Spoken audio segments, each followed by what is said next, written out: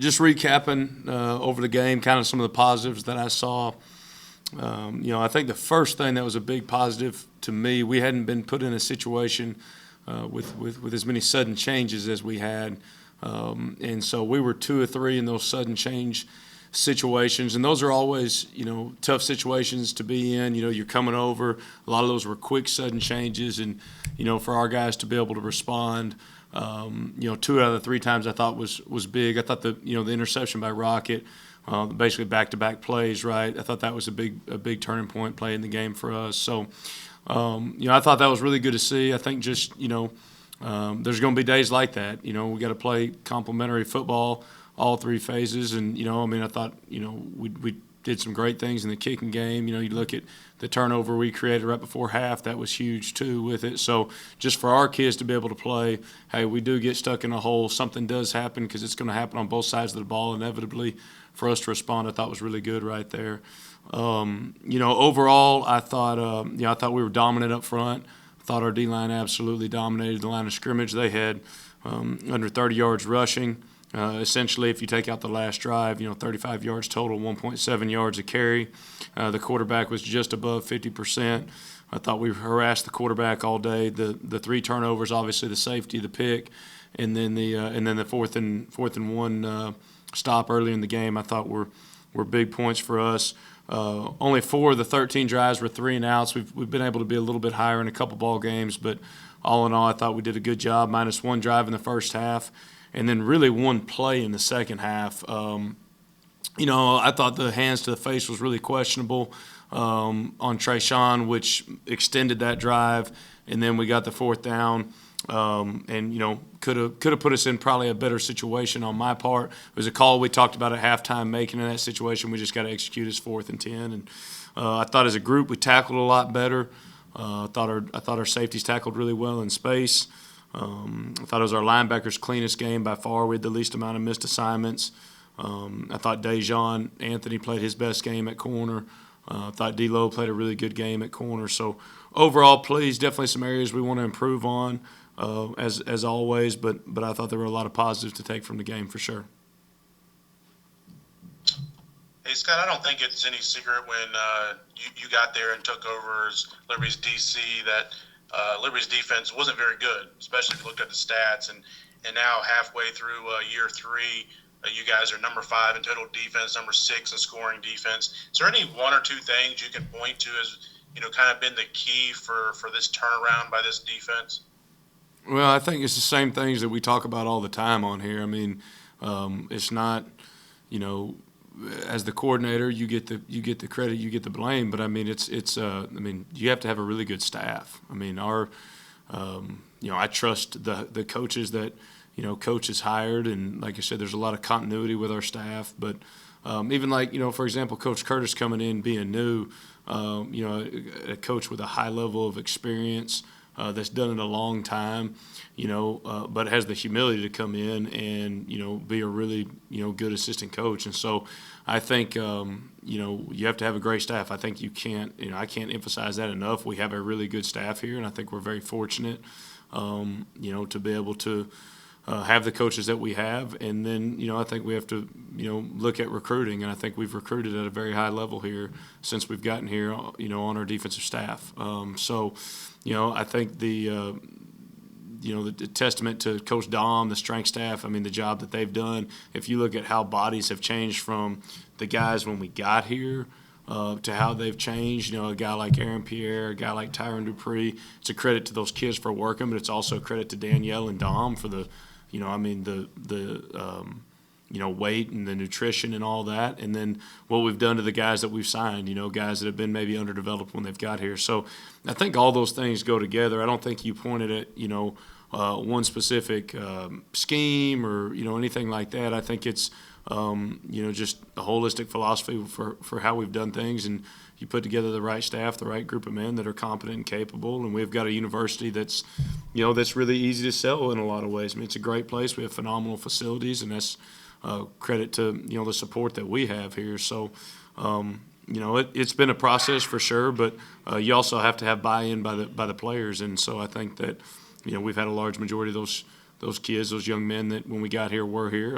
Some of those guys still are here that have bought into this process. So, but it's really early in the season. We're only halfway through, and so I really don't get tied up in looking at stats and this and that. I mean, we're trying to win games and put the best product on the field we can, and just continue to improve our process each and every week.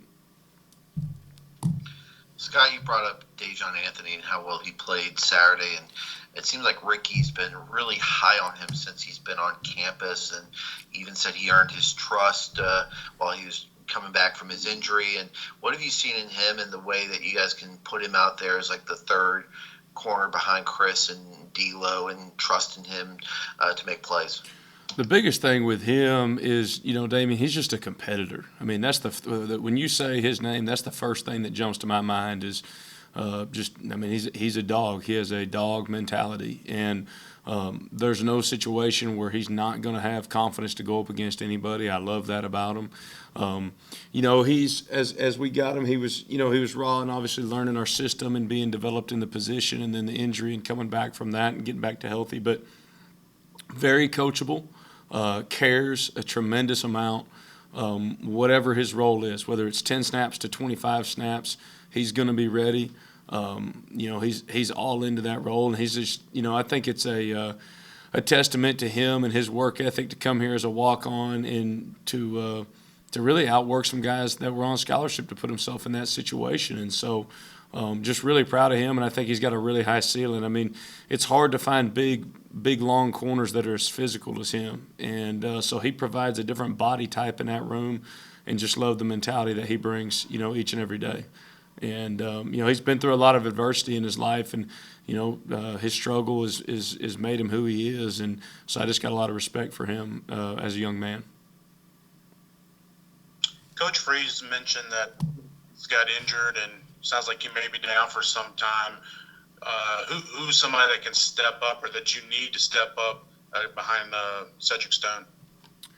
Well, I think it'll be interesting to see how this week plays out. Jalen Jimerson is obviously a guy that we recruited that we feel like's got a lot of upside. But it's like Coach and I talked today. Coach Curtis and I mean, Scruggs knows every position on our defense, and Rocket's playing well, and so if Scruggs is a better option than Jalen, we're going to let those guys compete for those reps, and we're going to put the best player on the field. So hopefully depth-wise, we'd love Jalen to come prove that he's ready to roll for that opportunity, and so we'll watch practice this week, and hopefully be able to see both of them out there a little bit. But both those guys I feel confident can do it. Jalen hasn't gotten as many reps at it, obviously, but he's a guy that we think has a good skill set and can help us for sure. Scott, when you're looking ahead to ULM, and obviously with Rhett Rodriguez going down, and their offense seems to change with Chandler Rogers and his ability to run the ball considerably more than you would see most other quarterbacks do. What's the preparation going to be like this week? Well, and you really don't know, so obviously you're preparing for Chandler. They're probably more balanced with Rodriguez, assuming he's out, is what it looks like for every report that I've read. And then Sweets, I believe I'm saying it correctly. The quarterback that we played last year is obviously much more of a pocket passer. So I think you got to just be ready to adjust your game plan based on who the quarterback is. Chandler throws a good ball, though, too. I don't think he gets enough credit when you watch. I agree. Obviously, they're running him a bunch, Damien. But you watch him, and he hit Troy throwing vertical seam balls multiple times. And so, he's a guy that I think, he's a younger quarterback. So probably when they got him out there, he is extremely athletic. There was a lot of things that he could do from a +1 run standpoint that, that was probably a natural maturation process, but I think he's evolving more into being able to run the whole offense like Rodriguez did when you watch him on film. So, I think they've got some good players, and I think it's going to be a big test. Obviously, they beat Troy at home, and that was a good football team, as we know. So I think that speaks to what they're capable of for sure. Rich Rod is a well-known name around college football circles, right? Especially as an innovator on the offensive side of the ball. Have you matched up with him previously, or how familiar are with him and some of the things he tries to do on offense? No, I've never coached against him. I think he was, when you look back at the West Virginia days and they had, that stable of quarterback, Pat White, and the running backs and everything. I think everybody remembers that. And so, I think he was just, innovative from the standpoint of, running the quarterback out of the gun, really before everybody did, option style stuff out of the gun back in the day. But, I think like anybody, he's evolved just watching him on tape and getting familiar with what they're doing offensively, his system to the players that he has. So, it'll definitely be, a big time challenge. Excited to see, hopefully our guys are ready to play and, understand what the opportunity we have in front of us is.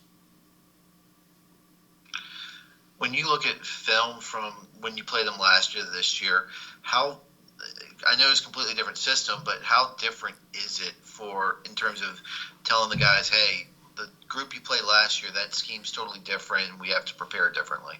Well, I think they understand that. They watch film too, so our guys are going to know that.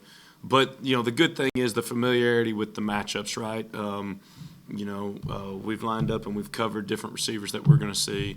That's probably, honestly, if you say what's the biggest thing, there's going to be some carryovers. We've seen some of the same wideouts. So Chris Megason's going to be one of the only guys matched up that was here. Dejon didn't play, D-Lo didn't play. So I think it's really two completely new teams. There's not going to be a ton of carryover. They've got a lot of new guys up front on the O-line, running back, quarterback, et cetera. So, I think it's really just about our, more than anything for us right now this week is, trusting in the process and understanding, what's got us to this point in this season and, respecting our opponent, and how we respect our opponent is how we prepare each week. And so that's what we talked about today. It's our job as a coaching staff to make sure we're getting our guys to the game fresh and putting the best product on the field. But it's also our job to make sure that we're consistent with our approach and how we prepare every single week.